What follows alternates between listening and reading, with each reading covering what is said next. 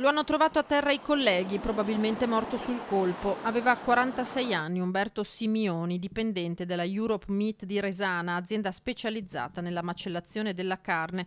È il 33esimo morto sul lavoro in Veneto da inizio anno, secondo la CGIL, che invoca interventi da parte delle istituzioni per interrompere questa tragica sequenza.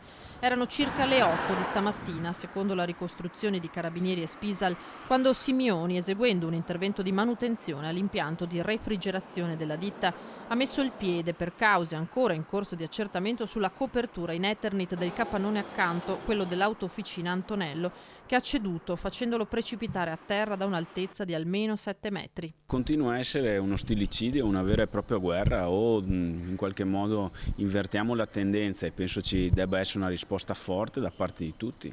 Noi rimaniamo al percorso in Regione Veneto che abbiamo aperto con il tavolo proprio con la Regione Veneto e con le controparti. Abbiamo fatto manifestazione a Padova il 26 e a questo punto attendiamo che ci sia un'accelerazione per arrivare immediatamente a un risultato concreto per riuscire a invertire una tendenza che è davvero drammatica. Umberto Simioni, dipendente della Europe Meat da circa un anno, abitava a Resana. Lascia la moglie e i 3 figli. Inaccettabile, dice il segretario generale della CGIL, pagare un prezzo così alto per la ripresa economica. Dobbiamo ritornare a investire in formazione, dobbiamo ritornare a investire nei servizi ispettivi, Spisal. Noi chiediamo assunzioni perché non è possibile non avere i controlli, i giusti controlli e soprattutto la giusta prevenzione nei luoghi di lavoro.